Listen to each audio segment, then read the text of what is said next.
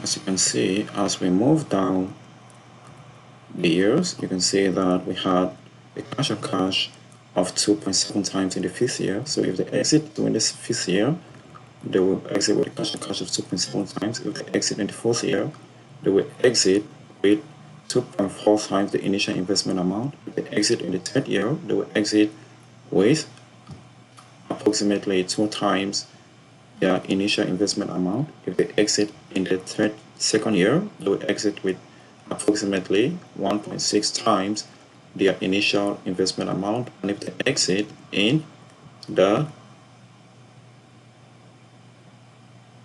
first year, they will exit with approximately 1.2 times their initial investment amount. So that's how we've modeled this up to this point. So you can see how as the year goes by, this company generates cash flows and enhances its returns to the equity investors by using those cash flows to pay down so much debt so that by the end of the projected period, they might be earning almost approximately an equal amount to the enterprise value of the entire business. So you see why certain class of investors or certain investors may want to undertake or go upon taking upon such strategies. So up to this point, we have modeled almost everything. The next thing we'll have to do here is to output everything that we have modeled up to this point. As you can see, we had a rigorous model. We had started from scratch. We had our revenue builder from scratch. We had our supporting schedules, working capital, depreciation, asset schedule.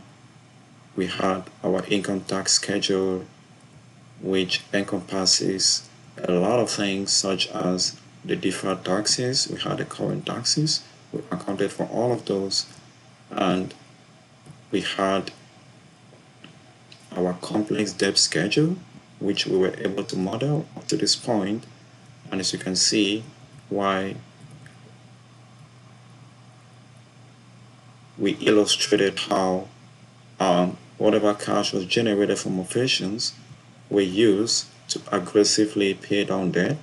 So we had a cash sweep amount at certain points of 100%. So whatever was available, even after the required repayments were made, we still had to pay off the certain classes of investors by 100% of whatever was available.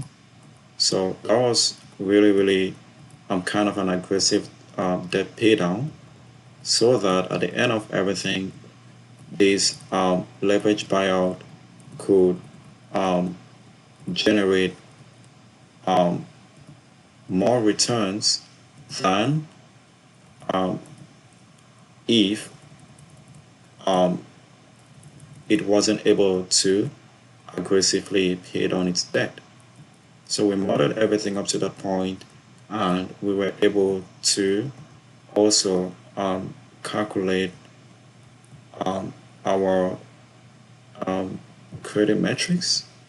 We had our leverage, we had our Regis multiples here, where we were able to determine our total debt to EBITDA.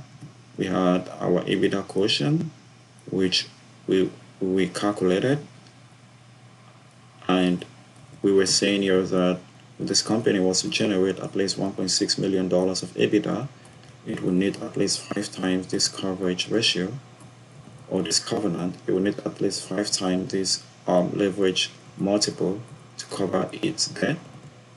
And also for the coverage ratios, we were estimated that if this company was to lose at least $1.3 million of EBITDA, it will need to move its debt service coverage ratio from 0.87 times to 0.8 times. So we have done that up to that point. We have everything integrated, well structured, and now we will be ready to determine to output this model and present it in such a way that it could be visually, it could tell a story by just looking at it from charts and graphs. So we will do that, and then we will also output important areas of the model, such as our sources and uses of cash. That's what we're going to be doing later on in our output section here. So we will output everything here. We will output everything here in this section.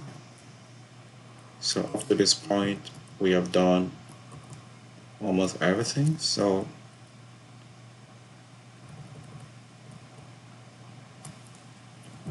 this is pretty much what we expected in such a model. So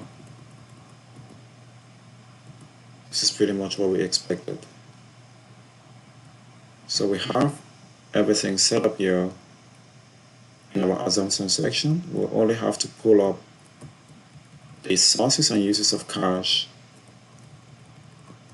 to make a summary of all of this so that it is very clear to the end user. And also, we have many things that we have done here which are very significant, such as the complex income tax schedule, which we built a while ago. That was really very important in modeling, because we could see that government